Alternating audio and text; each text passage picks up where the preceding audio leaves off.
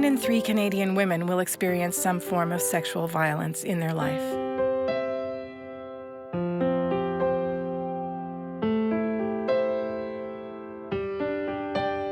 Draw the Line, Traçons les Limites, is a bilingual, interactive campaign based in Ontario that challenges common myths about sexual violence and equips those closest to women and girls with skills needed to intervene effectively.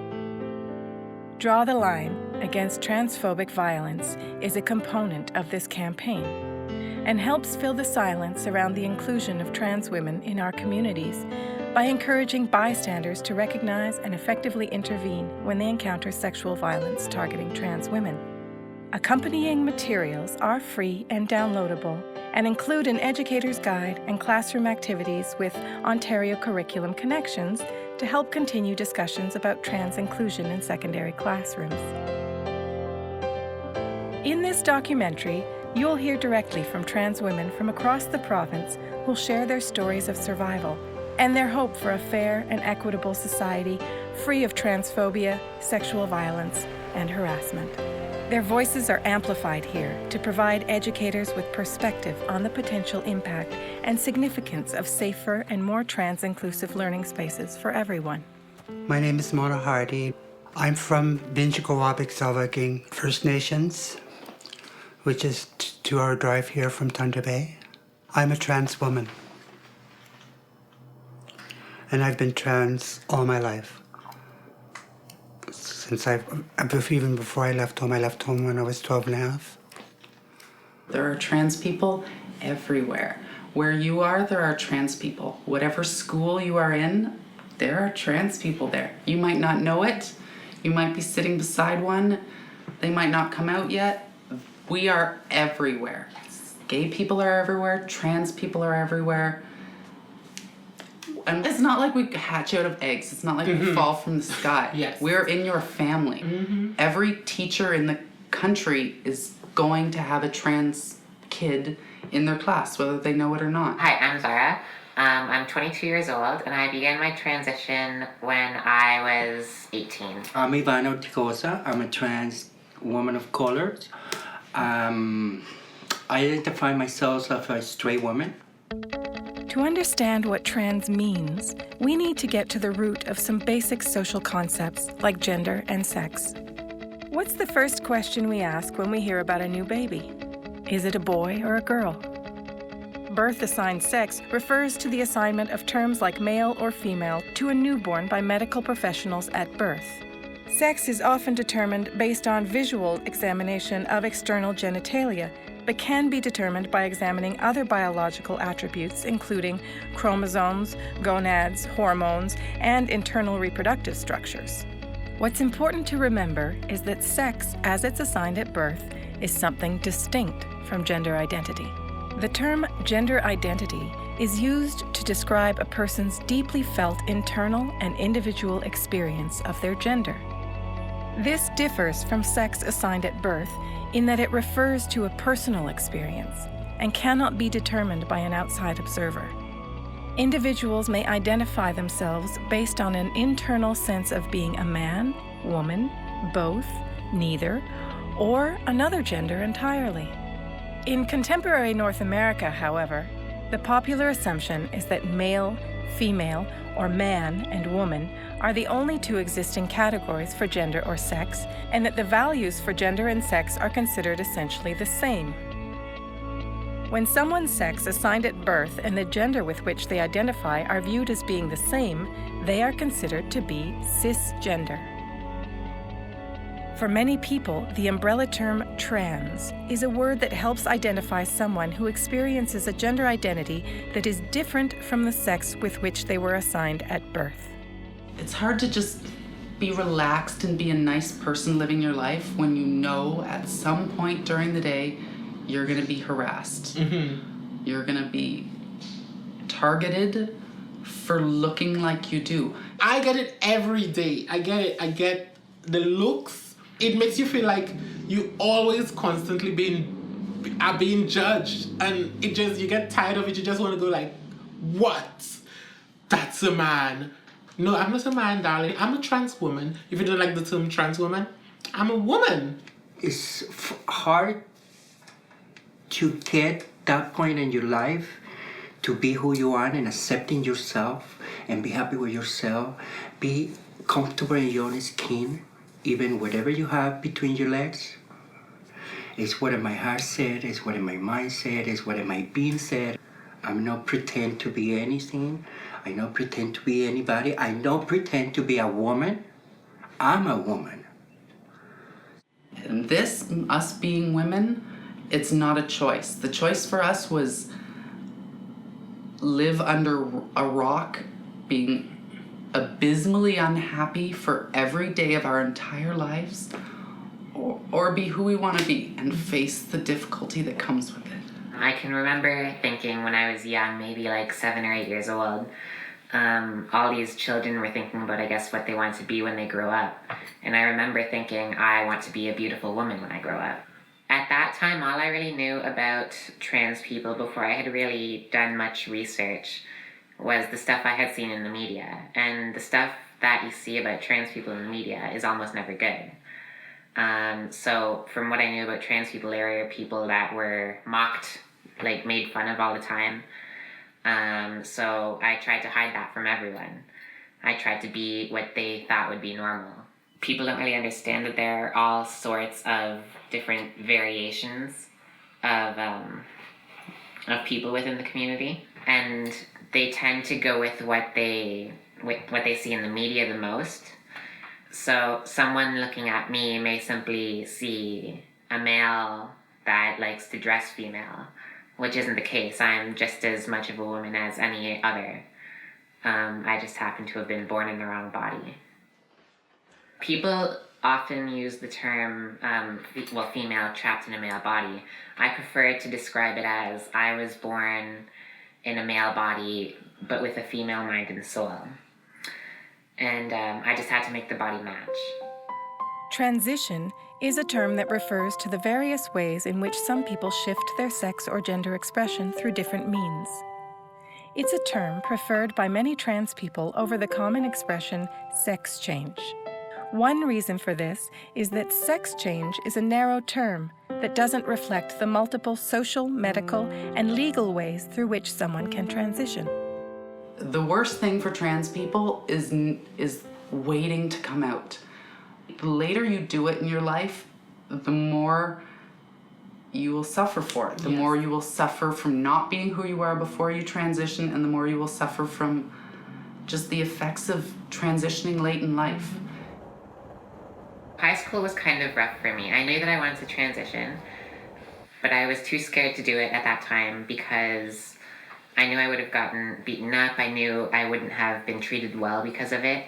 Thinking back now, though, I would have taken that treatment just to be myself 4 years earlier. I've become much happier. The person I was in high school, I wasn't really happy. If you know how transition works, I guess, the younger the better. So I would have liked to see what would have happened had I began at 14 rather than 18. From the time we started the whole transitioning thing, we've got a lot of compliments, which is good for your esteem, which I would love to share with my other younger trans girls out there. Hang around people who make you feel good about yourself. Do really, really girly things. It's good to have somebody to transition with. That really does help. If you're transitioning on your own, it's kind of very difficult. But to have somebody who's like your best friend transition with you, it's amazing. You share the same, hey, when you're out of hormones, I give you some. When she's out, we share hormones. It's interesting, but We're each other's net. I'll catch her if she falls, and she'll do the same. And we've been doing that for years. Mm-hmm. We got no man to do it for us. Family isn't that reliable. Hers isn't here at all. We got each other, girl. Yeah, we family. We family. I had to be brave and be courageous, I guess. It takes that when you start the whole thing. Like, the first time you leave the house dressed as a female, the main thing going through your head is, like, what are people going to say about me? But you have to overcome all of that. Many trans individuals become aware of their identity early in life, and often transphobic bullying, harassment, and sexual violence begin in early schooling, impacting their lives for years to come. Elementary school was very good because I had a good rapport, a good relationship with my cousins who knew who I was. They knew my identity and never said anything about it. But when I went to high school, when I started high school, I had to hide in the bathroom to get away from other students because they were very, very abusive. So eventually I quit. I went back to school later in life.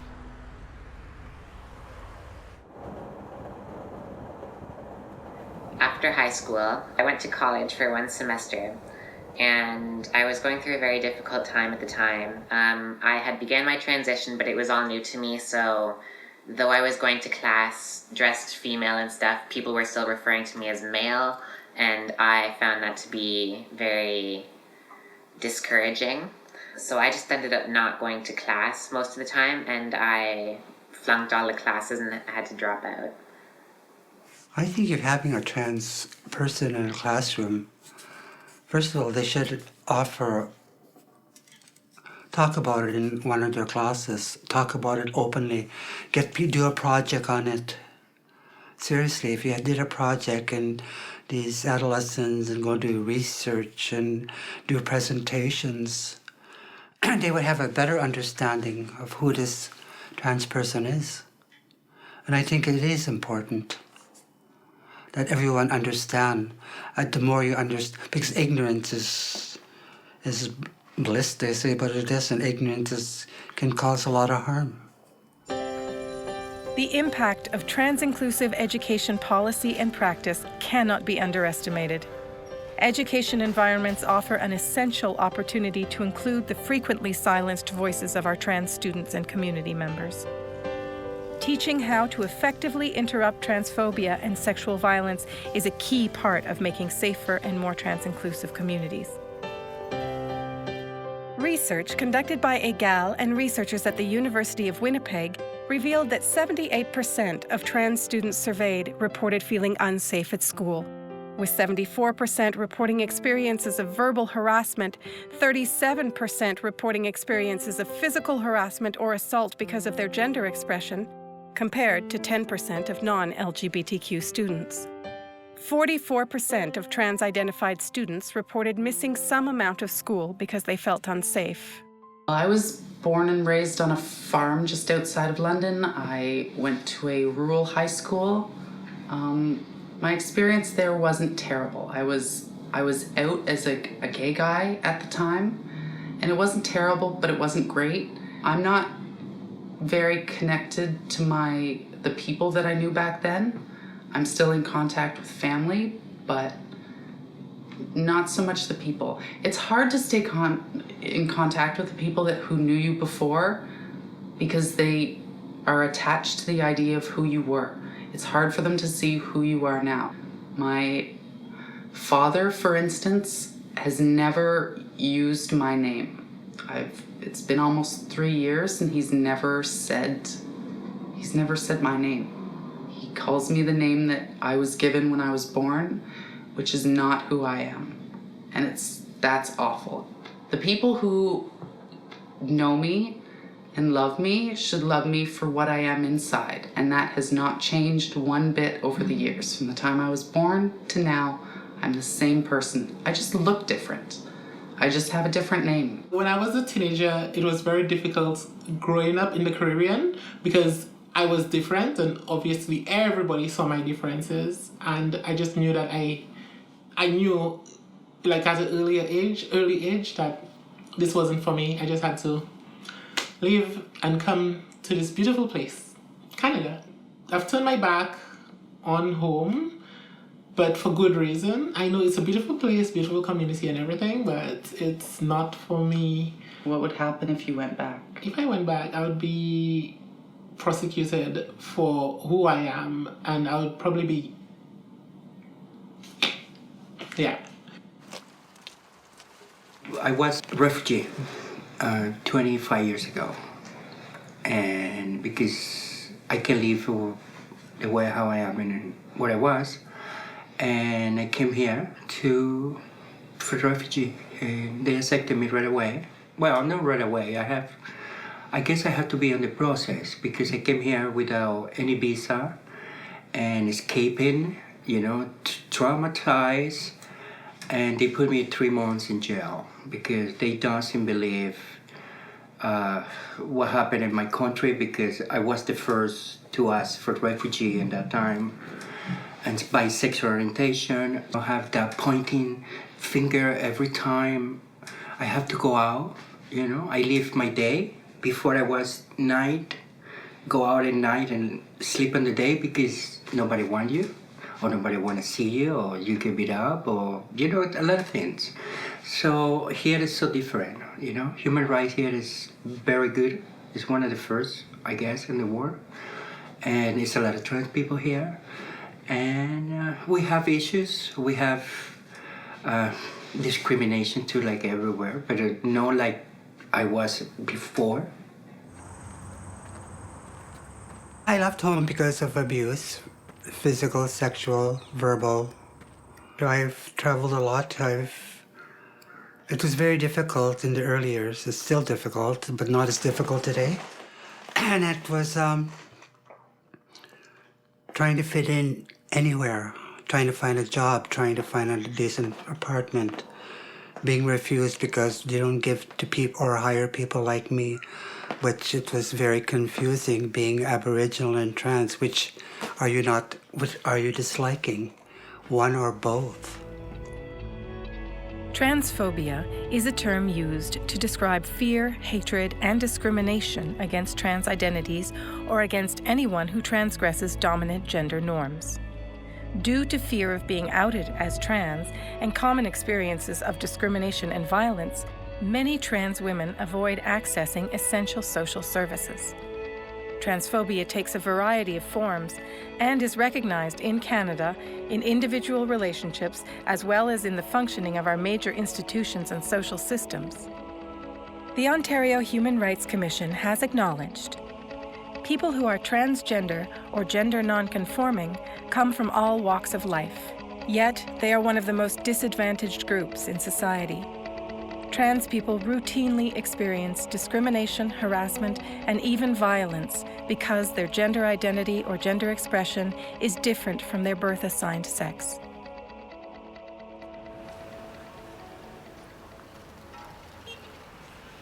When I'm in a women's washroom, most people don't know, but then I'll cough. And when I cough, I sound like a man. And people freak out. And that can cause problems. Danger in the washroom, sexual aggression, like all these things exist. And someone that aggresses a trans woman or anyone should be dealt with criminally. No chances. Like, give them a chance. Oh, I got away with this, and it's gonna evolve. Trans Pulse estimates show that of those trans women living full-time in their felt gender, 55% had avoided public washrooms because they feared being harassed, read as trans, or outed. 85% had avoided some types of public spaces or travel because they feared being harassed, read as trans, or outed. I've experienced and seen a lot of violence in my life. I've taken a lot of beatings. I've beaten left for dead. I've had shit thrown at me, actually dog shit by adult people. I've seen a lot of drug abuse because of people not necessarily not being able to accept who they are, but to accept the consequences of who they are. And I think, the quicker we deal with young trans people and making them more comfortable, I honestly think that it would end a lot of teen suicide. I'm a survivor, but not too many in that time. The friend of mine made it. It's beautiful people who die for violence, rape, beat up and leave it on the garbage can and jumping from the bridge because they don't have an escape. They don't have nobody to help them, and we lost too many people. I'm a survivor. Trans women's stories of discrimination and limited access to employment reflect an ongoing history of systemic dehumanization of trans people. For many, this reality impacts their day-to-day experiences, including their social and dating lives.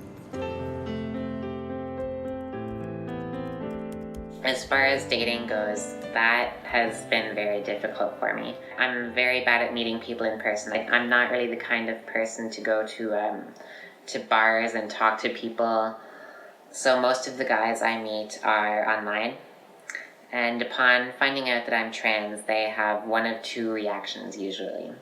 They would call me a freak and not want anything to do with me, or they would like the fact that I'm trans more so for the idea that I have a male part. The number of men out there who want to be with us, to sleep with us, is shockingly high. The number of men who want to date us and love us is much lower. I feel like a lot of men are interested in experimenting. We don't want to experiment. We want to live our lives and be happy and have relationships. I just got out of a relationship. We dated for 10 months. Not only did I never meet his family or any of his friends, he didn't even tell his family or any of his friends that we were dating. I lived with him for 5 months. Everybody on social network, everybody has a status, a relationship status. This guy had absolutely nothing and he was living with her. You could see his updates and stuff. And there was absolutely nothing from any of the girls or anybody saying, hey, how's your girlfriend doing? Or he wouldn't even mention a girlfriend. I don't know what you would consider to be violence, but that hurt. Like, I've taken punches that hurt less than that. I'm 22 years old now and I'm selling shoes. And I feel like I'm kind of falling behind everybody else my age. They're all university graduates now, and I feel like I should be there alongside them. But, they didn't have to overcome the hurdles that I've had to.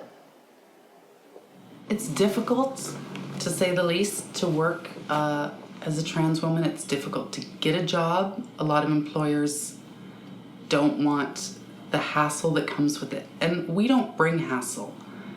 People bring hassle because of us. I've traveled all across Canada trying to fit in certain places. As soon as, I'd score a job somewhere, and I'd be hired and soon be fired when somebody revealed I was trans. I didn't think it was right. I was willing to work. TransPulse data shows 20% of trans Ontarians surveyed were unemployed or on disability, with half of those making less than $15,000 per year. Yet, 43% had completed a college or university degree. 18% of trans Ontarians reported being turned down for a job because of their trans identity, and 13% were sure they had been fired for similar reasons. Discriminatory hiring practices and workplace discrimination can severely limit employment options available to trans women. Oftentimes, sex work becomes the most viable and sustainable source of income. I've had a lot of normal jobs in my life. I'm partially educated. I have part of a university degree, but pretty much all my life I've worked like minimum wage jobs. And it's impossible to make ends meet on a minimum wage job, especially when you're a trans woman, especially in the beginning. You have to buy an entire wardrobe because you have no clothes, you have no makeup, you have no idea how to do your hair, none of it. It takes a lot of money, a lot of effort. And that's why a lot of women turn to the sex industry. Sex worker. Me too. Nobody give a job to you because you're trans. Nobody give a rent apartment because you're trans. So we have to go out there and get What do we need? I was a sex worker for 11 years because that was the only way to survive, to pay my rent, to eat, to dress, to buy my makeup, to be a normal person. Political debates around the best way to support those doing sex work are ongoing and controversial. But many trans women find themselves unsupported and doing this work in high-risk contexts that make them vulnerable to violence and exploitation. Amendments to the Ontario Human Rights Code included gender identity and gender expression as prohibited grounds for discrimination, alongside pre-existing grounds like sex, ethnic origin, sexual orientation, disability, and others. This policy was welcomed by trans communities and their allies as a major step forward. At this same time, it was also recognized that further work was required to ensure safe access to basic human rights like housing, employment, health, and social services. Though many, if not most, trans women experience discrimination and violence on a regular basis, their stories are not only those of tragedy and victimhood. Many trans women and their allies celebrate their stories of resilience and a love of life greater than the hurdles they've overcome in order to be true to themselves.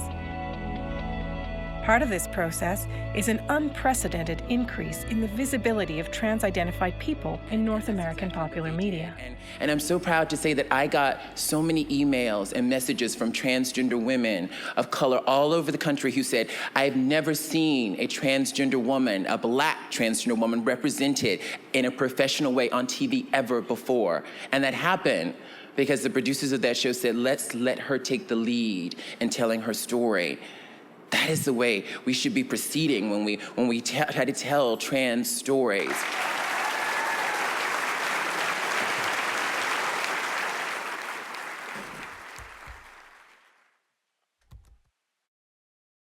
I see my YouTube channel kind of as a personal diary.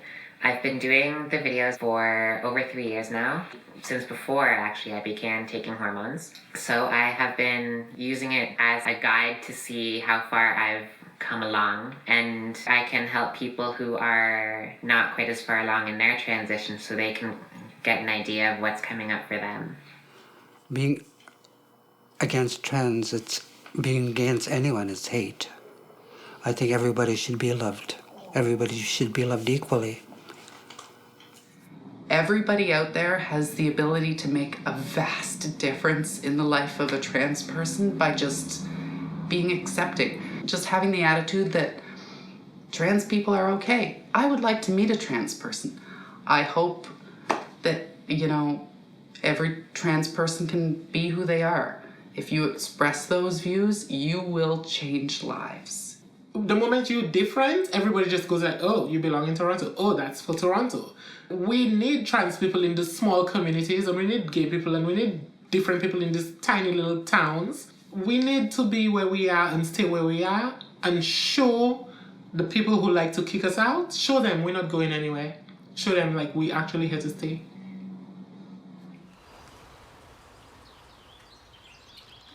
First of all, before being treated as a trans woman, I've always wanted to be treated like a human being. After all, I am a human being, regardless of my genetic makeup or who I am. I enjoyed this a lot. I really do. Because I guess people can understand not only me, but any person in my shoes coming from another country to have a life here and find out it's not the life you're thinking, So, and for the people from here too, not be scared to come out. Come on, life is only one. It's take the wheels in your hand and do it yourself. And forget about people. Forget about mom, brother, sister, or uncle. They understand in the end. They love you. And the beginning will be hard. Oh, you crazy, no.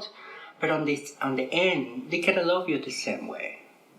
If you start stuff for family, you're never gonna be happy. So, be who you are. Now that you've heard trans women's stories regarding the experiences and impacts of transphobia and sexual violence, there are a few simple things you can do to make a difference. Review the Draw the Line Against Transphobic Violence materials and consider how the postcards, posters, and videos can be integrated into your classroom or community. All resources are accessible for free online and were created specifically to prompt discussion amongst youth regarding their role in stopping transphobia and sexual violence. You may wish to use them on significant dates, such as International Day Against Homophobia and Transphobia on May 17th, May Sexual Assault Prevention Month, or Human Rights Day on December 10th. The Guide for Educators lists the curriculum connections and detailed activities to be used with students and the larger school community. For further information and to order or download resources, visit dtl.egal.ca.